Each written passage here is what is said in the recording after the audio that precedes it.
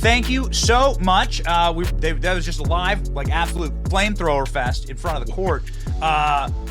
Absolute, like, wild stuff. I guess we have your comments all loaded up and everything, but my first question to you, since you delivered a blistering remarks yesterday and you were in the court with Trump, is why didn't you wear this tie? Okay, here's a tie from Troy Nels that we just saw.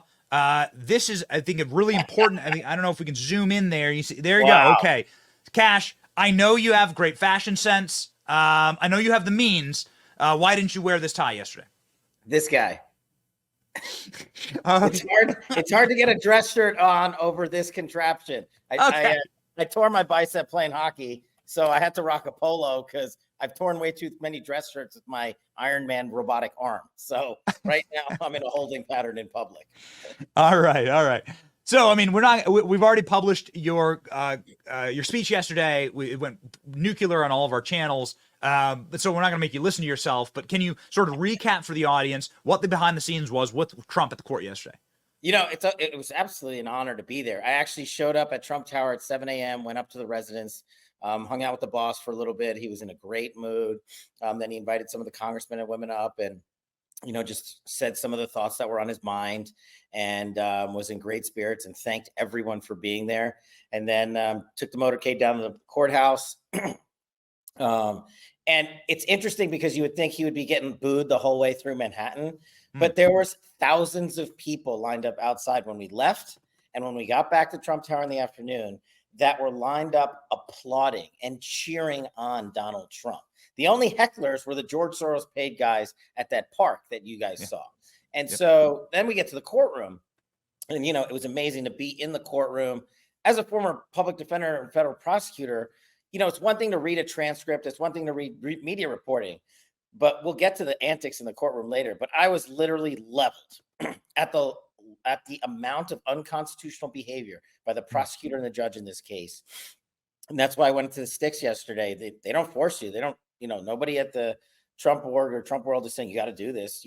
We're there voluntarily. We're doing it because we love this president.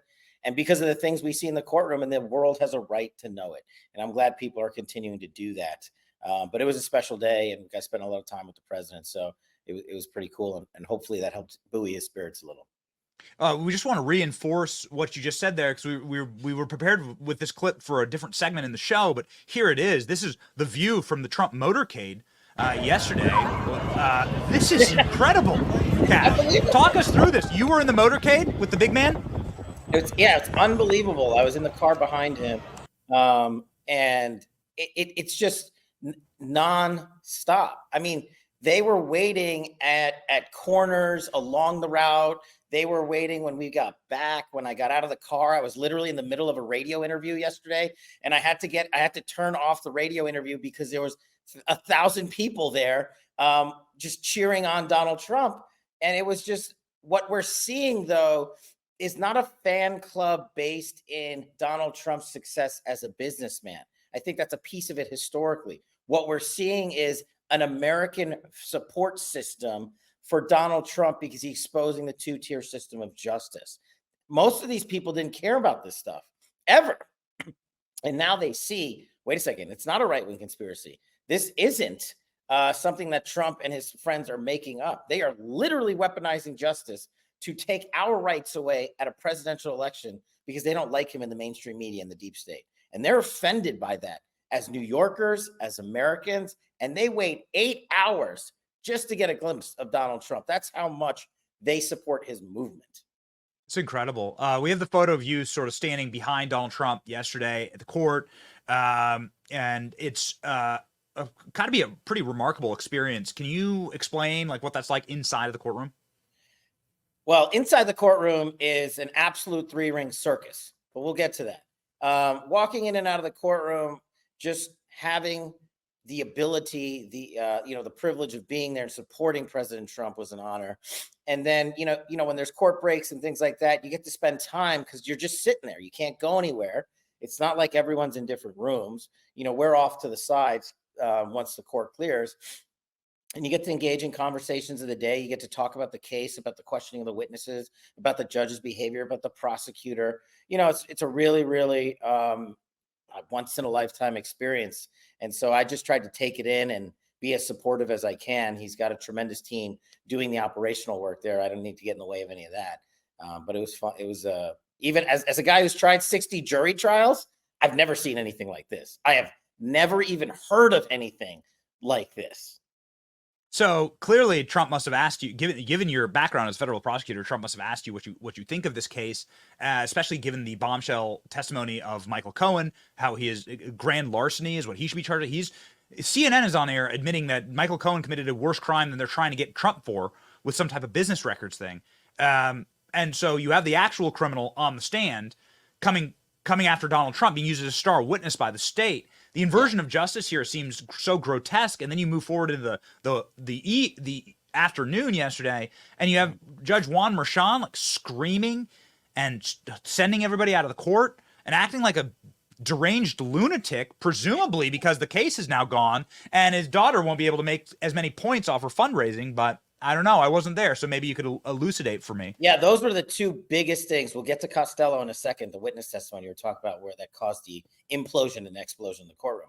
But as I was sitting there in the morning listening to Michael Cohen complete his, testimony of lies, me, the guy that ran the Russiagate investigation, that first interrogated Michael Cohen in 2017 under oath, and then he would go on to lie to multiple committees in Congress, who knew Cohen's background, when he stated yesterday in open court under oath that he stole $50,000 from Donald Trump multiple times and reported it to the Southern District of New York and reported it to Alvin Bragg's district attorney's office and reported it to the Department of Justice, and no one prosecuted him, as if that weren't enough. And he said he did it because, the $6 million he made that year wasn't enough. So he wanted to steal from Trump 6 times over just to get some more money that he felt he was owed. So he committed grand theft larceny and admitted to it. I've never seen a witness do this, because the thing that happens next to every other witness is the cops are waiting to arrest you as soon as you walk off the witness stand. If that wasn't enough, he hid those transactions and laundered the money illegally through his bank, which he told us about, that he would go walk across the street and specifically take out installments that were less than $9,000 and deposit amounts that were less than $9,000, so he wouldn't be caught structuring transactions, as we say in the financial crimes world, and laundering money. I mean, this guy literally just admitted to 65 years worth of felonies in 7.5 seconds. And I literally was like almost on the floor. I was next to this great man, Chuck Vito, who's Donald Trump's friend and supporter of a long time. And he's no lawyer. And we were having this conversation. I was like, did he just say that? And we couldn't even comprehend what was going on. And of course, the judge allowed all of this.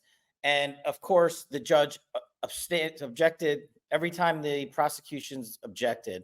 The judge was sustained. I've never seen like 1,000 times in like an hour. There was actually one point where the prosecutor didn't even object, and the judge sustained it and struck it from the record. And that was during the Costello stuff. But the Costello stuff, I don't know what was more unbelievably shocking to me, that Michael Cohen admits after 6 weeks, we found a crime. DOJ and the district attorney's office have known about it for 6 years. And the victim of that crime is actually Donald Trump, because he was the one robbed. And no one prosecuted him for it. Then we get to Costello, who was Cohen's attorney, who literally said, Michael Cohen was manic depressive when I first met him in the hotel room conference center. Michael Cohen was contemplating suicide when he first met him. And Michael Cohen told me, as a guy he wanted to hire as a prospective attorney to represent him in all things Trump world, that he had nothing on Donald Trump. Bob Costello said Michael Cohen told him that 10 times. Now, I'm giving you a summary of it because the prosecutors objected to every single question the defense had for Bob Costello, because they knew it would elicit testimony that blew a gaping hole in their prosecution of Donald Trump. Literally, the star witness was just caught being a felon. And right after that, the defense's number one witness, Bob Costello, came on the stand and said Michael Cohen had absolutely no information of any kind on Donald Trump. So now what? Now the judge has to come in and save the day. Isn't that the end of the case? Well, Like, normally you've done a million trials. I mean, for people that don't know, virtually everybody knows Kash Patel. But like for those of you who don't know, Kash Patel is a deeply accomplished prosecutor for the Department of Justice. So he's done a bunch of jury trials. In your profound experience, wouldn't this be the end of the case? And that's what President Trump was saying yesterday. This judge has an opportunity now to restore some of the due process and constitutional rights that have been trampled along the way by dismissing the case outright, because there is no legal and factual basis to even give it to the jury. There's a specific motion that allows for this. Now, the judge said he's going to reserve. I highly doubt he's going to come back and rule in the way that he should. But the important thing was watching a judge who's supposed to be a neutral arbiter, motion without emotion, just kind of, call the balls and strikes. This guy hasn't called any of those fairly. But putting that aside, he's supposed to look at a witness and just allow them to produce the testimony, especially a defense witness who's putting on the defense of the case. Those constitutional rights of due process belong to the defendant. The prosecution has none of that. Therefore, the defendant. And he literally stared down Bob Costello, this judge, because Bob Costello was being prevented from answering truthfully under oath, which he could later be prosecuted for. Bob's a former attorney. So he was trying to get the truthful answer out, and the judge was cutting him off. And then the judge, in the middle of it, just went berserk. So by going berserk, you were in the room when he went berserk? I was in the second row behind President Trump. Can you explain? Can you explain that? Because we've seen a lot of retellings of that. Although I hear the press was kicked out, so you weren't kicked out. The media's kicked out. Talk to me. What happened? So there's a couple of things happened. So so once there was a back and forth with Bob Costello, Cohen's former lawyer and Donald Trump's main witness for the defense. Bob Costello is trying to answer questions, and the prosecutor, he was being questioned by the defense attorney, and the prosecutor objected to literally every single question. And the judge sustained every single answer, meaning the jury was not allowed to use that evidence down the road in summary, deciding their verdict. And at one point, it just got to be, I think Mr. Costello looked at the judge and said, gave him one of these, I don't know what to do now. If I can't answer the questions, and I'm paraphrasing for what he might have been thinking, what am I doing on the witness stand? And the judge out of nowhere just goes, are you staring me down? Are you staring me down? And kicks everyone out of the courtroom. He just goes, clear the courtroom. It was unbelievable. Are these people breaking? Are they breaking these people? He's clearly broken now. The judge is clearly a broken man. I think even the jury saw this. I mean, listen, it's New York. Maybe we get one juror that has seen this total farce. I mean, yesterday you saw the cataclysmic implosion of Michael Cohen and the cataclysmic explosion of the prosecution's case in chief against Donald Trump. You have proven beyond a reasonable doubt that Donald Trump's innocent. And then the judge, to the central witness of the defense, says basically to him, you're being contemptuous. And if you don't get it together, here's the kicker. If you don't get it together, I'm not going to allow you to testify. As if that is a lawful position to take for the defense, who's producing a defense witness under their constitutional due process rights. This judge is threatening this guy and Donald Trump's team to say, if you don't get it in quote unquote line, I'm going to strike your entire testimony and essentially rob Donald Trump of his constitutional defense in this case. That's this judge. These are the artist renderings of what was going on. The best that we've got. This one's my favorite, actually. The one with the side eye from Costello right here. Zoom in. With the judge kind of screaming, right? Kind of, better than the AI that we can do. The judge kind of screaming and yelling. Is this accurate? He was screaming. I mean, he screamed, clear the room multiple times, not once, but multiple times. And then, scolded Mr. Costello. And, the President Trump's attorneys were, basically told, get the witness in quote unquote in line, which he didn't really understand what that was, because Bob Costello the only thing he was doing was lighting the prosecution's case on fire, because he literally said, hey, your star witness who just admitted to being a convicted felon also could not have possibly told you that he knew about the Stormy Daniels situation and it was hush money and this and that and the other thing, because when I represented him, we told the Department of Justice, Michael Cohen says, I know nothing about Donald Trump, Stormy Daniels, or any of it. I think this is so important because, Cash, and I just love your insight into this stuff. You know Michael Cohen, like you've met Michael Cohen, you've worked with Michael Cohen. Yeah. We call him a rat bastard on the show. We think that's probably too polite of a term, but we don't know him, right? Like we don't know the guy. So can you just please illuminate, like, who is this star witness? We've covered Stormy Daniels. We know enough about Stormy Daniels. We know she talks to spirits and she's into demonic stuff now, and it's totally weird. And she has pentagrams tattooed on her. And so, okay, that's one pillar of the case. And then you have this Michael Cohen pillar. Mm-hmm. And so, since we don't know him, like, what was your experience with Michael Cohen? I mean, look, the short summary is Michael Cohen was President Trump before President Trump became President Trump. He was Donald Trump's attorney. And then when President Trump became President Trump, he became President Trump's personal attorney for a number of years. So about 11 years in total, working on a variety of legal issues for the president. And all of this came out during his testimony. It's not me saying it. And at one point, Michael Cohen, who has clearly taken the position that he will do anything to benefit Michael Cohen and make the world feel as if Michael Cohen's the victim. And I thought the defense did a brilliant job in pulling out this testimony and saying, you're the victim? How much money have you made in Donald Trump's employment? North of $20 million. How much money have you made since you got fired from Donald Trump's employment? Oh, I had 2 $5 million years back to back with book deals and podcasts. So your complaint to this jury is that working for Donald Trump and then flipping on Donald Trump in the media has cost you what exactly? You've netted $30 million.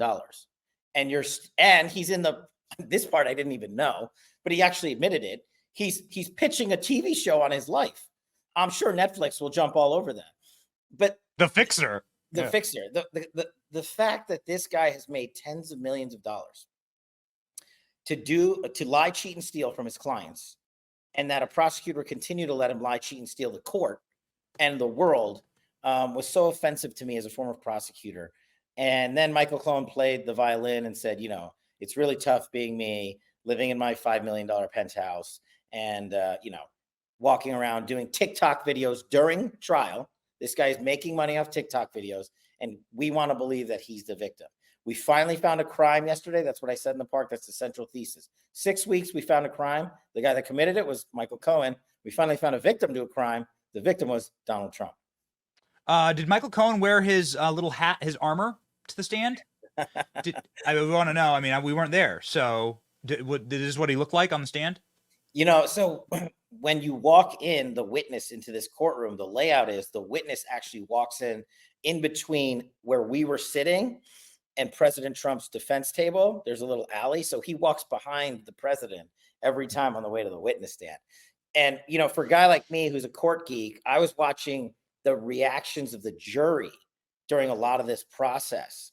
And when Michael Cohen left the witness stand, meaning when he got off and the prosecutor said, we're done, judge, we rest our case, I watched the jury. I didn't watch anyone else. I watched all 16 members or whatever it is of the jury. And I was observing whether or not they were looking at Michael Cohen as he left the courtroom. And I bring that up because I've been in front of like 65 juries. And when you bring a star witness and that witness is credible, what the jury does when that witness walks out of the courtroom is they look at him. They watch him leave. They're just like, wow, that guy just blew my mind. That guy, wow, he was a credible guy. This proves the case. Not one juror looked at Michael Cohen walking out of the courtroom. Wow. And that would indicate what in your experience? That they don't respect him? I mean, it's New York, so, they don't respect him. They don't trust him. They don't like him. Right. I do believe that every member of this jury knows Michael Cohen is a liar day in and day out. Now, the question is this jury going to have at least one juror who has the courage to say the government's entire case is built on Michael Cohen. It just imploded. They didn't prove it. Donald Trump's not guilty. Donald Trump is not guilty. Are they going to have that? Or are they going to be Judge Marchand and the prosecutors who basically said, we're going to convict this guy. It doesn't matter what happens in this courtroom. Yeah. We're going to take him out anyway. It's going to be an interesting series of summations, which I don't think happen until next week now. And then the jury will get the case. And I don't know how long they'll be out. They could be out days. This should be dismissal, right? But no. It should be. That's the argument that was argued. And I was actually there for that at the end of yesterday. Donald Trump's defense team argued brilliantly for dismissal based under the facts and the law, and that there literally is no legal, not only is there no crime, like we've been saying all along, but even if you accepted Michael Cohen's version of fiction as a reality, those facts don't support the purported crime that the prosecution wanted to bring. And so under that situation, under that scenario, the case must be dismissed. But this judge made a statement saying, it was a little snarky, shocker, that basically said, you don't think 12 New Yorkers can get it right? And I was like, what? Is this like Oprah Winfrey meets Perry Mason? What do 12 New Yorkers have to do with any, like, it has everything to do with the constitutional rights of the defendant and due process. And the judge's response to a legal argument to dismiss the case on the merits based before him was, oh, the guys in New York City are just going to see right through that and get it right. What legal basis do you have to say something like that? It was the most legally idiotic thing I heard all day yesterday in court. So we've played the comments before, your comments in front of the court. I just want to summarize them, and we'll sort of play it beside you here. I just want to summarize them. And you're like, we finally found a crime. We finally found the crime. Like, yeah. It's been months, and we finally found the crime. The criminal is Michael Cohen. I mean, that's it. I mean, look, as a guy who was on both sides of the aisle, right, doing defense work and prosecutorial work, one, you would never bring a case where you have an individual who is your central witness, who you have given a hall pass on to committing at least 7 different felonies that we know of, right? That we now know of. Who knows of the other ones they know of and that we didn't get to talk about? That's on top of him already lying to a federal judge, lying to multiple committees in Congress, lying to President Trump, lying to the media, and lying to the world, and then being sentenced to federal prison and disbarred. This guy's not a witness you bring and rehabilitate, as we say, because he has like 1 felony and 1 lie. This is a witness you never call as a prosecutor ethically, because you know he has destroyed the defendant's due process rights. And unless you want a weaponized system of justice, which is exactly what they want, Michael Cohen would not be utilized in any prosecution. And you got to remember, and your audience know this, the U.S. Attorney's Office for the Southern District of New York refused to bring this case for the very information you and I have been chatting about over the last 30 minutes or so. Alvin Bragg's office declined to prosecute this case initially until Joe Biden and Merrick Garland's Department of Justice airmailed in the number 3 DOJ prosecutor, Michael Colangelo, and put him on Alvin Bragg's team and forced them to indict Donald Trump. When President Trump says this thing is architected by Joe Biden from the White House and DOJ, it absolutely was. You had a rigged system of justice going into a political election year, and Merrick Garland and Joe Biden's marching orders were indict that guy. So your name, you don't need a comment on this. It's just, it is what it is. Your name regularly causes night sweats and apoplectic seizures on some of our favorite commentators on the left. We salt them on the show, and the salt must flow.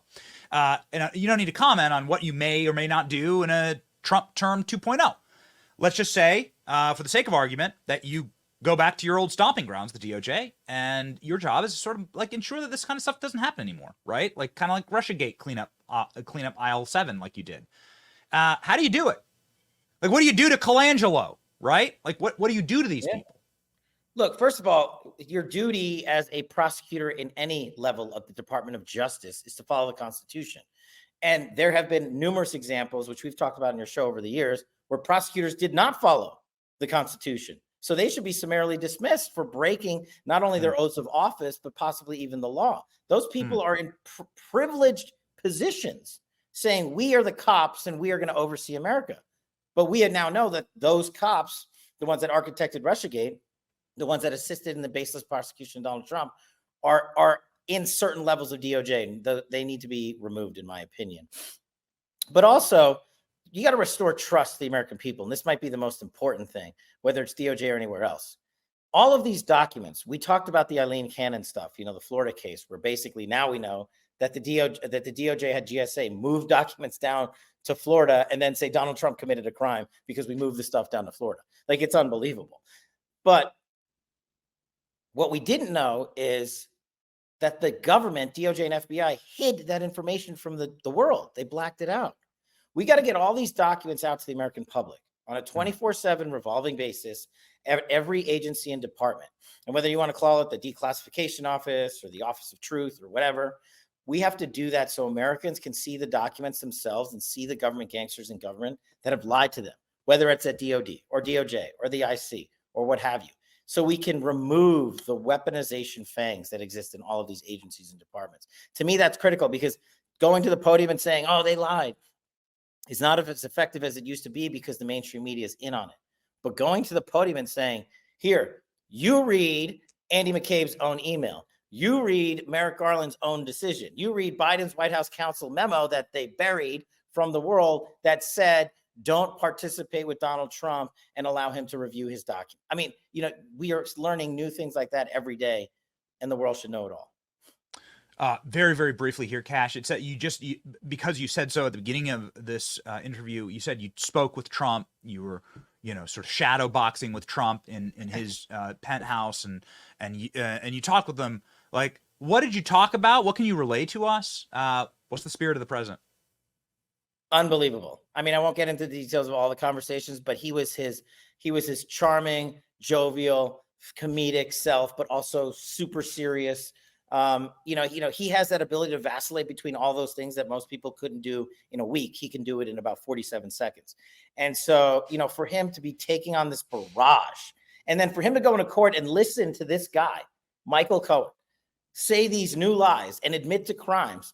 And you got to be sitting there and be like, I'm the one charged. Like, I can never put myself in President Trump's position, but I would have been furious. And at every break, President Trump methodically thought through the best way to communicate that to his legal team and get opinions when it mattered. And also, can I tell you a cool note that maybe I'll get in trouble for?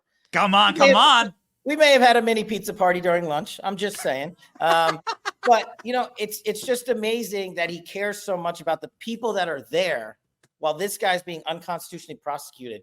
He's making sure we're fed and have Diet Cokes, which is cool. And, it's just the opposite of what the media has ever caricatured this guy to be. I'd have never met a man that has cared so much about the folks around him and the American people. And I think that's why his spirit's so high. So his spirit's high because he's eating pizza with his pals during the trial. Do you know what kind of pizza? Can you illuminate? Yeah. Is it a specific type of pizza? Is it a specific place in New York? It's New York. So New York's known for their great pizzas. I'm from New York, but this was, I think, Luke's on Bleecker Street. I think Luke's on Bleecker Street might be getting. I think Luke's on Bleecker Street may be getting some extra business. Do you really think this is the right thing for us to be doing, Ivana? Oh, my God. What will people think? Let them talk. Oh. Ivana. But It's wrong, isn't it? But it feels so right. Then it's a deal? Yes, we eat our pizza the wrong way. Crust Did first. he do Introducing this? stuffed crust that's pizza from Pizza Hut with a ring of cheese. We don't know, Kash. You know, we some don't know. of those matters are just going to have to stay classified. I may have said too much already, and the FBI is probably at my door for violating the pizza statute of 1947. I flew back last night home to Las Vegas, and I just sat back and, I've had some days with the president. I mean, the day we killed Baghdadi, the day we brought home hostages, the day we, just took out terrorists and ended forever wars. And yesterday was a day that's right up there with maybe at the top of the heap in retrospect, because I just don't understand how this country could elect anyone else. But more than that, I don't understand what fuels this guy. Like, there's a secret sauce, and I haven't broken it down entirely. But it's just impressively humbling to see that. And I think that's why America's fallen in love with not just the man that is Donald Trump, but his policies. Yes. Yeah, that's right. You were there for the Baghdadi. That's not a thing of legend. Abu Bakr died like a dog.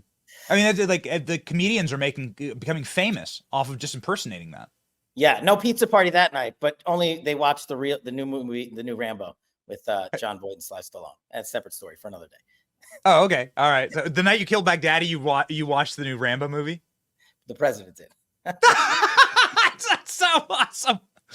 That's so awesome, Kash. We're so excited about it. Thank you so much for being so generous with your time, obviously, and for defending the president yesterday. Everyone loves you. Everybody's got to go support Kash. You can fightwithkash.com. Go get his book, Government Gangsters, and follow Kash Patel on Truth Social. Kash, one of the real ones, man. There it is right there. Thanks so much. And thanks for you to putting in so much time to getting the information out there. That's the hard part. Really quickly, can we zoom in on this top photo here? I'm not the one with you standing next to Trump. I mean, it looks like the Baghdadi raid. I don't know if it is. Yeah, You're telling me. Yeah. You're telling me that in this photo you're watching Rambo. No. That's a separate story. It was a different part of the evening. Okay. But that photo is the only solo shot from the Situation Room after we call signal jackpot on killing Baghdadi. So he signed that for me about a month later, and I got it up on I got it somewhere. I got to go find it. But the Rambo's another story. What an absolute king. Okay, well, we'll fly in and we'll do that one long for him. Okay. The Rambo president, ladies and gentlemen, Kash Patel at his side. Godspeed, sir. Thank you, my friend. Be good.